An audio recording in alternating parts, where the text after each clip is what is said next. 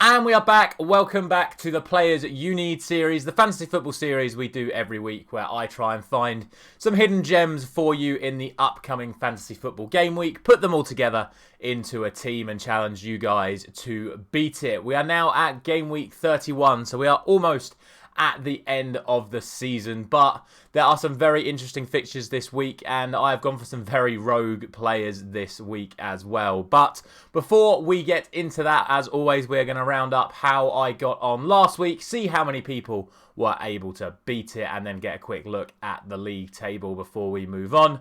And before we get into all of that, as always, a reminder for you to drop a like on the video if you enjoy this series and subscribe to the channel. Let's see how I got on in game week 30.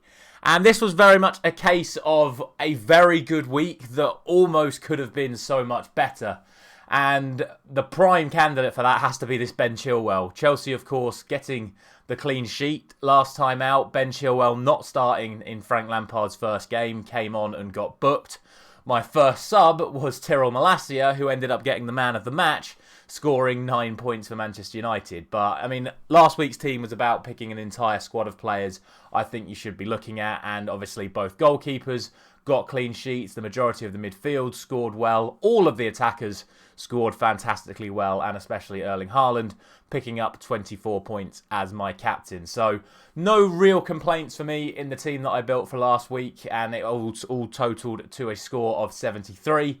But if I had got the starting lineup the right way round, we'd have been talking in the mid and high 80s. So could have been even better, but overall a game week ranking in the top million, which is always what we try and hit. We always try and hit under 500,000 if we can, but I'm not going to complain about 750,000. A game week score of 73, which meant in terms of game week 30 winners in the Esso 99 league, we only had one winner, and that was Mr. David Linton. Now, congratulations to David, first off, for being the only winner in game week 30. However, for those of you who do follow this series religiously, and I know a lot of you do, you will know that David was sitting second in the league table going into the last game week. So that means as we move into the SO99 league, you will see that the gap has been closed on top spot once again. Another 13-point swing in David's favour, meaning that the total is now in the low 60s for the gap between James and David. It is very much hotting up at the top. Is James Morris going to be able to hold on till the end of the season, or is David going to claw him back? As for my own personal team, I still sit in 13th place, working my way up the table as always. Managed to gain some more ground on the people above me, but not quite enough to catch up to the next ranking yet. There is still a bit of a gap between me and 12th place at the moment, but you never know. I'm still working my way up. We'll see how I get on come the end of the season. Now it is time to get into my team for this week. So welcome to those people that only are interested in the players that I do pick.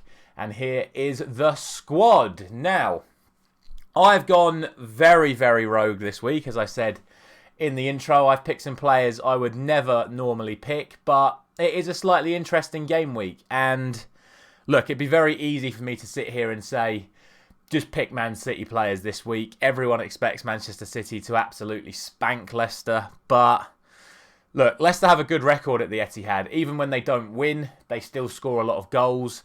And given the fact that Manchester City are in the middle of a Champions League semi-final with Bayern Munich, to me, this fixture has Pep Roulette written all over it. So don't be going gung-ho with your Man City players. I think there could be some massive changes in the Manchester City team this weekend, which is why I've started by going for Ederson. He is the one constant in Manchester City's sides. He is the one that just starts every Premier League game, which is why I've gone for him as my Manchester City defender. And don't get me wrong, that's not the safest of picks. Like I say, Leicester have a good record at scoring at the Etihad, and if Pep is going to make lots of changes, there is a good chance Leicester will still score, which is why my backup this week is Jordan Pickford, and I thoroughly expect Everton to get the clean sheet against Fulham, especially with Fulham missing Mitrovic once again due to his suspension. As for the other Manchester City players, I have of course gone for Jack Grealish and Erling Haaland once again. I think Haaland is still going to play. He's on the verge of breaking all of the different records, and I think Pep wants to keep playing Haaland as often as he can because he sees him as his best goal-scoring player, and why wouldn't he? So We've still gone for Haaland, still gone for him as captain. And I've gone for Grealish purely because he is probably Manchester City's most informed player right now. That's also why I think he's potentially at risk of getting rotated out because of the whole Bayern Munich thing. We could see the likes of Mahrez or Foden or whoever come back in for Grealish as he is overdue a rest. But I'm going to take the gamble of leaving him in.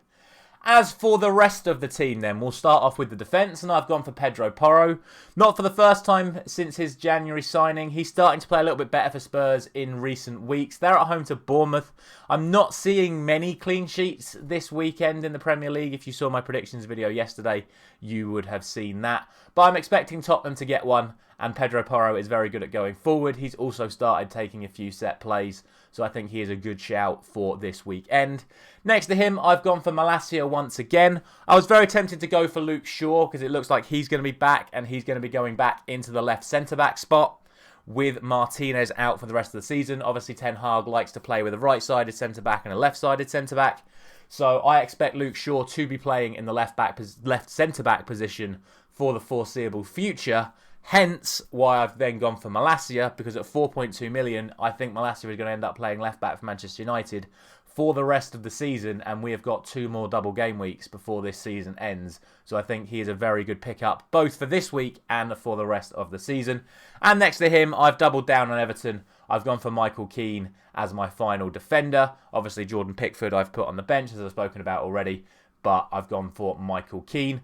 My backup defenders, I've gone for Ashley Young, with Matty Cash still out injured. Ashley Young sits at 4.3 million. Villa, of course, playing so well under Unai Emery, and Ashley Young has been playing fantastically, picking up bonus points in the last few game weeks as well. I'm not expecting him to get the clean sheet at home to Newcastle this weekend, but I think, again, he's a good pickup for the remainder of the season. Totti, I've just gone for because he got a clean sheet in his last game. He's still the cheapest defender on the game. And you never know, at home to Brentford, Wolves could get a clean sheet. But I'm just saying, if you want a cheap defender, Totti is probably your man right now.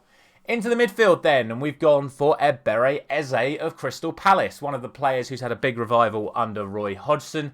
I was very tempted to go for Elise, but Elise is more the creator. Obviously, he got 3 assists in his last game. Ebere Eze is the one that is going to be on the end of these chances. I very much nearly went for Odsonne Edouard up front, but you'll see when we get to the strikers why I didn't. And I felt like I had to go for a Crystal Palace player. And I've gone for Eze because he's the one that just plays in the middle. He's, like I said, more likely to score than Elise. And I think he's also 0.1 million cheaper. So Eze is the one I've gone for Crystal Palace. But Crystal Palace have a great run of fixtures coming up. So if you're looking for some cheap midfielders or attackers, I would recommend any of the likes of Elise, Eze, Edouard, potentially even one of the defenders as well. They've got some very, very nice fixtures. Next to him, obviously we've spoken about Grealish, but I've gone for a very bizarre pick, and I've gone for Raheem Sterling. Now, obviously Chelsea haven't scored in their last 4 games, and those of you who know me personally know I can't stand Raheem Sterling. However, I've watched Chelsea's last 2 games, and even though they haven't scored, Raheem Sterling has been the biggest threat. He's been the one the chances have been falling to. He's been the one closest to scoring in all of these games, producing good saves from the opposing goalkeepers. And I just have a feeling that Chelsea are going to break their goal-scoring duck against Brighton. And I think Sterling will most likely be the one to do it. And that is why I've gone for Raheem Sterling. And rounding off the midfield, I've gone for Mo Salah. His record against Leeds speaks for itself. Liverpool hoping to build momentum off the back of that comeback against Arsenal, and inevitably Salah is going to be involved. Let's just hope he doesn't get himself another penalty. Rounding off the midfield in terms of players I've picked, I've gone for Jacob Murphy. Again, same sort of situation as Totti. He's one of the cheapest midfielders on the game, and with it looking like St Maximin and Almiron may not make today's lunchtime kickoff, Murphy has been the one starting the last few games, so at 4.1 million, just another option if you were looking for someone to put in as an emergency pickup for this week. On to the attack then, and obviously we've already spoken about Haaland, and next to him I've obviously gone for Harry Kane, arguably the most informed player in the Premier League right now, Harry Kane. He's scoring and assisting seemingly every single week at the moment. It's just a shame Tottenham aren't quite getting the results to back up his performances on a consistent basis. They are again at home to Bournemouth. You've got to expect Kane to at least get 1, potentially even 2 or 3 this week. It was a real toss-up between who I went for, captain-wise, in terms of Haaland or Kane. I've gone for Haaland just because he scores so many goals. But Harry Kane, if you haven't got him, this is the week to get him in my opinion. And the final player of the team is going to be Mr. Anthony Martial. Looked very, very good on his return last week and played fantastically in the first half against Sevilla midweek for Manchester United. He obviously then got subbed off, assumingly resting him for the weekend game and the inevitable backfire after that decision we spoke about in the reaction to the Sevilla game. But I'm expecting Martial to continue his good run of performances. He actually has the best goal contribution per minute for Manchester United this season. He has a better goal contribution record than Rashford.